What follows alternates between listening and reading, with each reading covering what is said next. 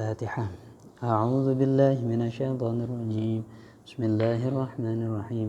الحمد لله رب العالمين الرحمن الرحيم مالك يوم الدين. إياك نعبد وإياك نستعين. اهدنا الصراط المستقيم صراط الذين أنعمت عليهم غير المغضوب عليهم ولا الضالين آمين. بسم الله الرحمن الرحيم. أشهد أن لا إله إلا الله أستغفر الله أسألك الجنة وأعوذ بك من النار. أشهد أن لا إله إلا الله أستغفر الله أسألك الجنة وأعوذ بك من النار. أشهد أن لا إله إلا الله أستغفر الله أسألك الجنة وأعوذ بك من النار. اللهم إنك عفو تحب العفو فاعف عنا. اللهم إنك عفو تحب العفو فاعف عنا. اللهم إنك عفو تحب العفو فاعف عنا يا كريم. الحمد لله الحمد لله الذي هدانا لهذا وأرشدنا إلى هذا وأنعمنا بنعم لا تحصى. نشكره نحمده ونشكره ونستعينه ونستغفره ونعوذ بالله من شرور أنفسنا ومن سيئات أعمالنا. من يهدي الله فلا مضل له ولا يضلل فلا هادي له. اللهم صل وسلم وبارك وكرم على سيدنا محمد وعلى آله وصحبه ومن والاه. رب اشرح لي صدري ويسر لي أمري واحلل عقدة من لساني يفقهوا قولي. نويت التعلم والتعليم والإفادة والاستفادة والحث على التمسك بكتاب الله وسنة رسوله وتلالة على الهدى والخير. Bismillahirrahmanirrahim. Para pemirsa, para hadirin majelis ta'lim pengajian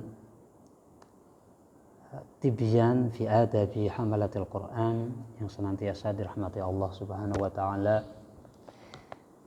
Marilah senantiasa kita terus semangat untuk mempelajari Al-Quran, dimulai dari adabnya.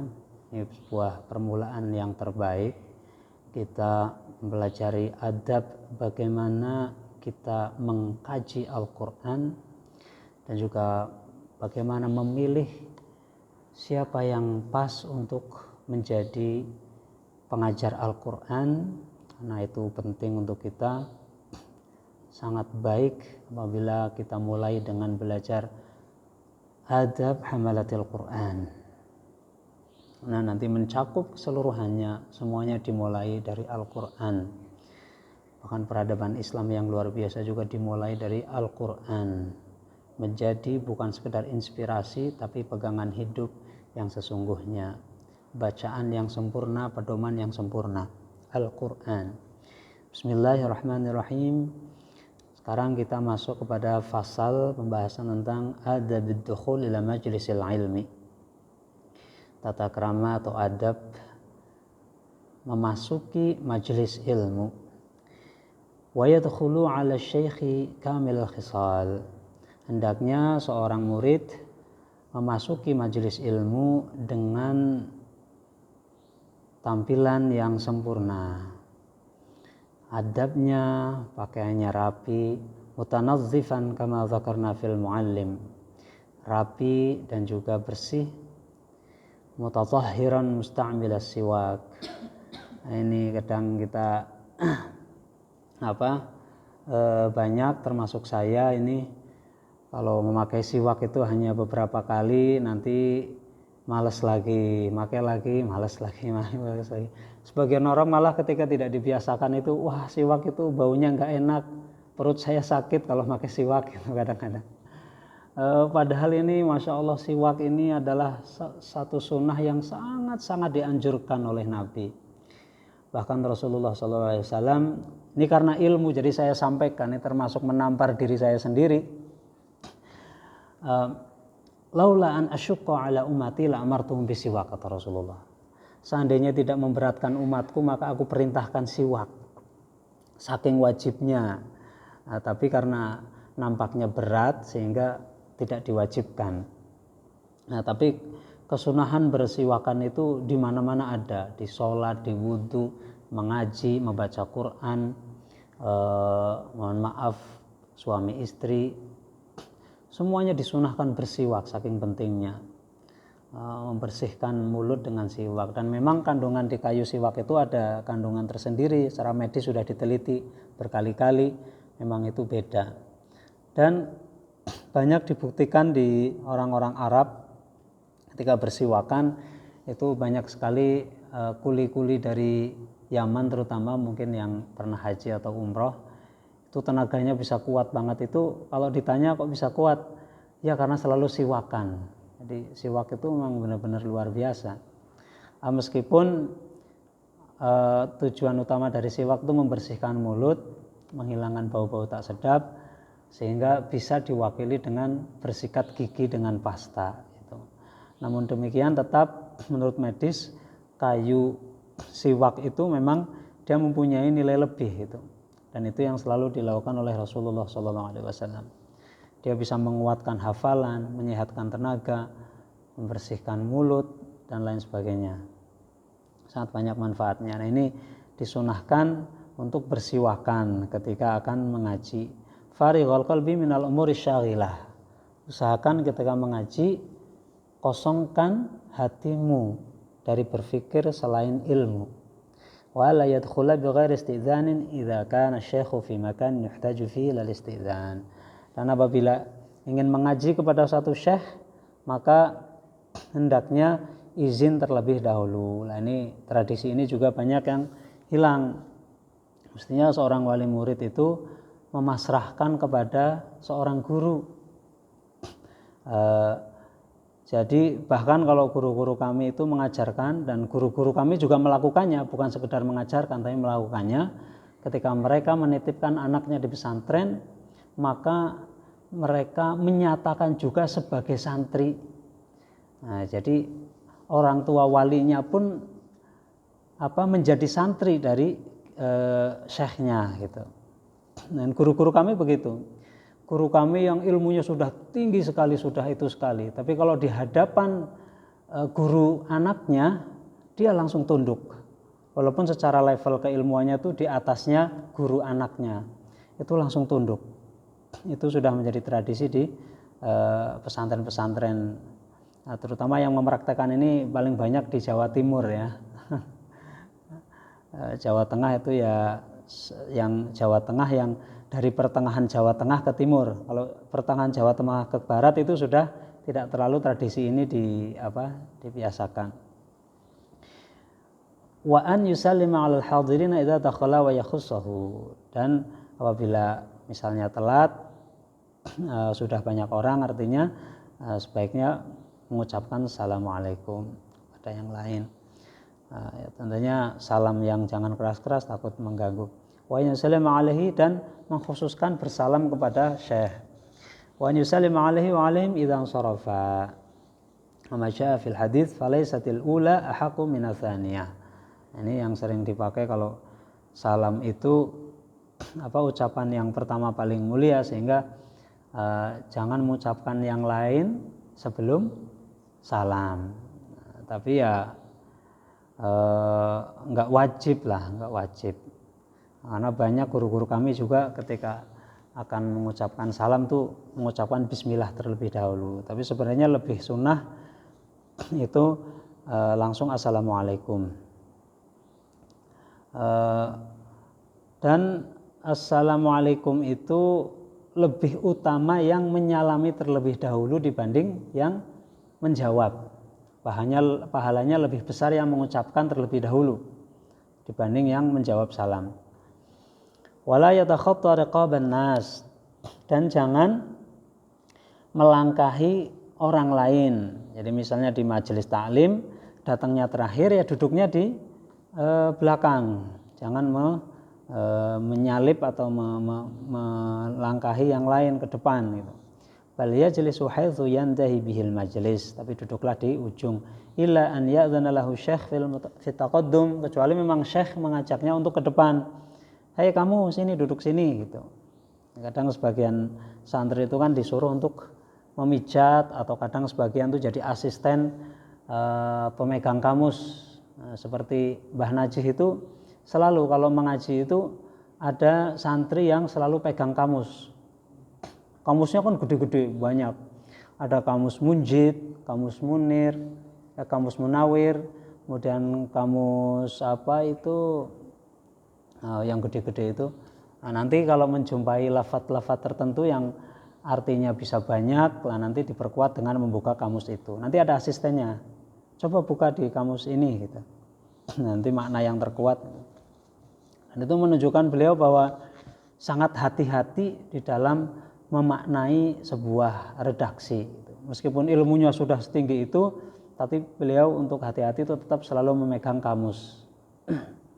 Ini di sini juga ada kamus besar-besar di sini. Ada kamus yang sampai 27 jilid ada di sini. Sebenarnya kalau waktu senggang, karena kalau ngaji dengan santri itu kan cenderung waktunya senggang. Jadi kita tuh ngaji hati-hati, pelan-pelan. Setiap menjelaskan sesuatu itu harus benar-benar tepat dan gamblang gitu. Jadi ketika harus memverifikasi sebuah kata, sebuah kalimat, buka kamus dulu tuh nggak apa-apa, karena memang pelan-pelan supaya hasilnya maksimal. Nah, tapi kalau untuk sebenarnya ini makanya kualitas pengajian itu menjadi terreduksi, itu karena mobilitas kehidupan, pola hidup sekarang itu kan beda, serba cepat, serba ini, orangnya sibuk-sibuk, jadi akhirnya kualitas dari keilmuan kadang-kadang juga mereduksi, rada turun, rada ini. Apalagi kualitas Quran. Sekarang Quran itu direduksi nilainya menjadi sekedar hafalan dan bacaan indah. Nah ini kan sebenarnya kasus ini, sebenarnya problem. Kenapa kedahsyatan Quran yang dikatakan hujjatun lana au alaina, kalau hujjah itu kan artinya argumentatif, bahwa nilai terbesar dari Al-Quran itu kan argumentasinya, tapi kemudian nilainya direduksi menjadi sekedar hafalan dan bacaan indah. Ya itu nggak apa-apa, bagus, dan itu sunnah Rasul juga mengajarkan untuk jamilu sautakum gitu kan, ahsinu sautakum ya, ahsinu sautakum, perindahlah suaramu ketika membaca Al-Quran. Memang sunnah, tapi kemudian nilai substansinya menjadi bergeser. Nah ini hal-hal yang banyak terjadi perubahan di era modern ini gitu.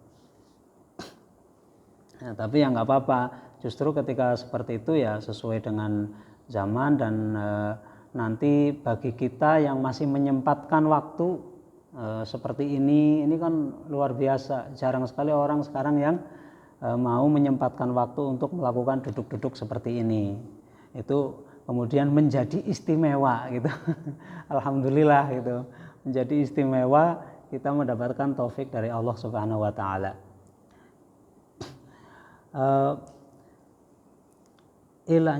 Ya'lama min halihim ithara dzalik, atau memang orang-orang sudah ridho, sudah memang biasa yang ini tuh walaupun telat duduknya di depan, karena itu memang untuk kemaslahatan, ya mungkin jadi panitianya yang menyiapkan penghapusnya atau apa gitu. Wala yuqimu ahadan min maudhi'ihi fa in atharahu ghairuhu. Jangan berdiri dari tempatnya, karena itu akan mengganggu yang lain. Lam yakbal, yang tidak merasa nyaman ketika ada yang berdiri. Iqtidaan bi Ibnu Umar radhiyallahu anhuma illa an yakuna fi taqaddumihi maslahatun lil hadirin. Ya. Ini sesuai dengan Abdullah bin Umar. Abdullah bin Umar ini juga sahabat yang luar biasa, putranya Umar bin Khattab. Jadi Umar bin Khattab ini sahabat yang sangat cerdas dan ahli Quran, seperti Ibnu Abbas. Nah makanya sampai saking dahsyatnya Umar bin Khattab, itu sampai Umar bin Khattab itu mengucapkan sesuatu itu jadi Quran. Wah ini dahsyatnya ini. saking hebatnya. Makanya, nah Umar bin Khattab itu ngajari kalau kamu pengen pinter Quran, belajarlah syair-syair Arab. Karena syair-syair Arab itu memang bahasanya luar biasa. Yaitu ketika para istri Nabi itu istilahnya demo ke Rasulullah, ya Rasul gimana ini wong katanya jenengan itu makhluk paling mulia di dunia. Itu lo lihat raja sana itu istrinya nyaman, dikasih istana, dikasih ini gitu. Lah jenengan itu manusia paling mulia, masa istrinya gini-gini doang gitu kan. Rasulullah sampai ya sebagai memang sama Allah diciptakan sebagai manusia biasa, ya Rasulullah sedih terus, wah ini gimana ini ngadepin istri-istri ini, waduh gitu. Akhirnya Sayyidina Umar tahu kok Rasulullah nampaknya murung, ini kenapa gitu. Beliau nanya, kalau Umar bin Khattab kan orangnya berani, kalau Sayyidina Abu Bakar tuh nggak mau kalau Rasul nggak bicara atau nggak nanya, Sayyidina Abu Bakar tuh diam. Memang kalau Rasul senyum ikut senyum, ketawa ikut ketawa, itu Sayyidina Abu Bakar. Lembut sekali orangnya. Kalau Sayyidina Utsman malu, pemalunya itu luar biasa, sangat pemalu. Kalau Umar bin Khattab kalau apa-apa langsung ngomong. Nah, Umar bin Khattab langsung nanya, ada apa ya Rasul? Nah, terus menceritakan istri saya begini. Langsung kan diantaranya ada putra beliau juga kan yang jadi istri Rasul kan.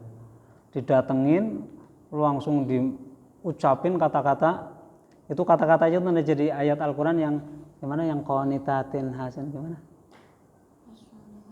Fasalihatul qanitatun hafizatun lil ghaibi. Nah itu akhirnya istilahnya tuh, mohon maaf ini ibu kami, karena kalau istri Rasulullah dipanggilnya kan Ummul Mukminin, ibunya orang-orang beriman. Mohon maaf ini, kalau kalian itu seperti itu, bukannya orang yang yang itu kepada suami itu adalah yang qanitatun hafizatun lil ghaibi itu nanti turun ayat seperti itu. Jadi menjadi istri yang baik adalah istri yang selalu terima dengan suami, kemudian menjaga aib suami dan tidak membangkang, tidak melawan dan seterusnya itulah. Nah, itu akhirnya jadi turunnya itu saking hebatnya Umar bin Khattab gitu.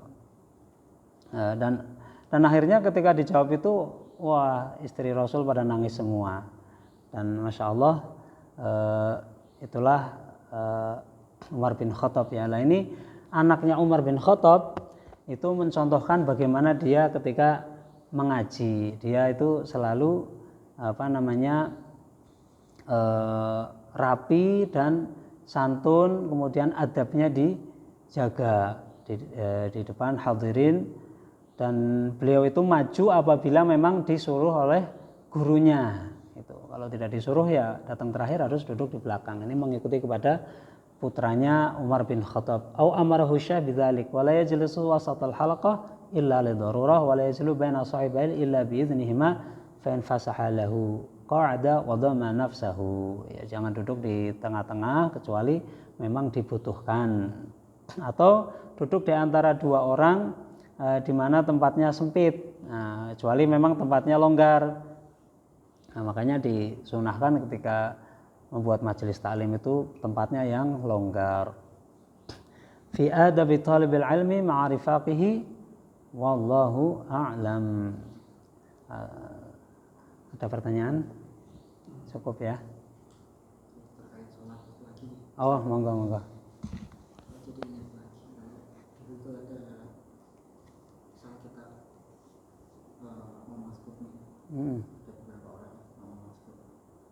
Kemudian imamnya sudah salah, kita kan lanjutin lagi kekurangannya. Tapi ada satu orang ini yang maju kembali jadi imam, atau ada yang sebagian itu mundur untuk menjadikan salah satunya imam. Itu ada hukumnya bagaimana itu? Ketika Jadi misal sampean jadi imam, ya, saya sama beberapa orang makmum masbuk, mm, kurang satu rakaat. ya, Kita kan berdiri, harusnya kan munfarid kan masing-masing kan, atau oh, tapi ada yang oh iya ya, kemudian mundur, menjadikan saya jadi imam. iya iya iya, Itu iya memang begitu benar, ada anjurannya. Jadi apa namanya, menyambung jamaah gitu, jamaah nanti disunahkan di situ salah satu menjadi imam lagi. Nah ini boleh cuman 2 saja, yang lain tetap sendiri, tetap dapat pahala jamaah. Boleh ngikut semua. Ini misalnya ada satu yang ngasih kode, misalnya saya menjadi imam, kemudian ini ada 3 orang misalnya ya, tapi masbuk semua karena saya sudah sholat dapat 3 rakaat, tiba-tiba ada orang ikut dari belakang jadi makmum, otomatis saya salam. Nah yang 3 ini kan berdiri lagi, nah terus salah satu dari 3 ini tuh mundur set, berarti ngasih kode mempersilahkan yang satu jadi imam baru gitu. Nah itu nanti yang satu boleh ngikut boleh enggak.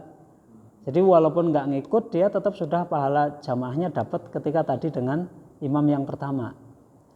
Itu memang sunahnya begitu, lebih baik begitu. Jadi ketika memang makmumnya masbuk, kemudian lebih dari itu, supaya jamaahnya sempurna karena masih ada 3 rakaat lagi setelah itu boleh menentukan imam satu lagi. Berarti kan salah satu ngasih kode dengan cara mundur set, berarti mempersilahkan salah satu diantaranya menjadi imam. Nah nanti yang satunya karena 3 orang ini boleh dia ngikut mundur boleh, atau dia sholat munfarid sendiri juga boleh gitu. Memang seperti itu disunahkan begitu dalam jamaah. Ya, semoga kita semua diberikan kepahaman yang lebih dalam lagi di dalam mempelajari agama Islam, karena memang tradisi belajar itu sudah digariskan oleh Rasulullah dari timang-timangan ibunda sampai turun dari keranda gitu ya.